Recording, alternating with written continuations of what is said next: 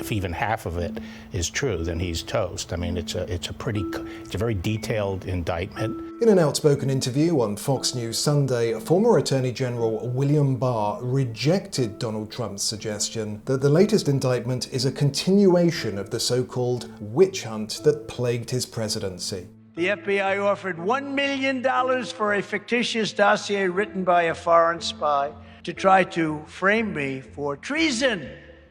Now they're trying to do it again. Yes, he's been a victim in the past. Yes, his adversaries have obsessively pursued him with phony claims.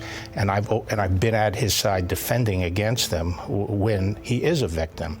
But this is much different. He's not a victim here. Special Counsel Jack Smith's indictment levels 37 charges against Mr. Trump that are related to his handling of classified documents after leaving the White House. 31 of the counts are for violating the ancient and seldom enforced Espionage Act for the, quote, willful retention of national defense information. In this whole fake indictment, they don't even once mention the Presidential Records Act, which is really the ruling act, which this case falls under 100%, because they want to use something called the Espionage Act. They talked to him for almost a year to try to get those documents, and he jerked them around. They finally went to a subpoena, and what did he do? According to the government, he lied and obstructed that subpoena. Whatever way you look at it, this indictment by President Biden's Justice Department is a fraught moment for American democracy. For the first time in US history, the prosecutorial power of the federal government has been used against a former president who is also running against a sitting president. My office will seek a speedy trial in this matter, consistent with the public interest and the rights of the accused. No one should be fooled. The political implications of this second and far graver indictment are huge.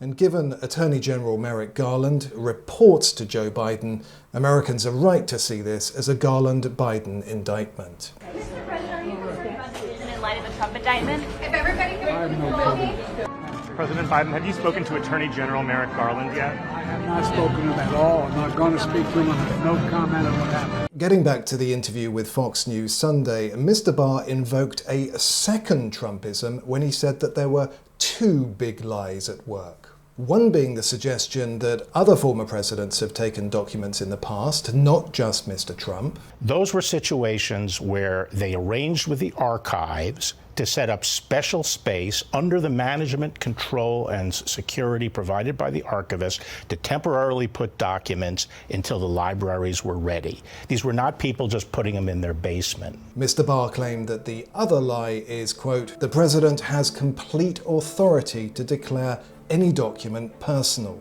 Personal documents as opposed to official documents, which are things prepared by the president, such as a diary or notes, which are not used in the government's deliberations. The president's daily brief provided by the intelligence community is not Donald J. Trump's personal document, period. Special Counsel Jack Smith could have finished his investigation with a report detailing the extent of Mr. Trump's recklessness, highlighting what secrets it could have exposed. Instead, the Justice Department has taken a perilous path, potentially turning the 2024 election into a referendum on Mr. Trump. But then, to many people's minds, that was the intention all along. This is going to be a race to the end of the runway and whether Smith can make it.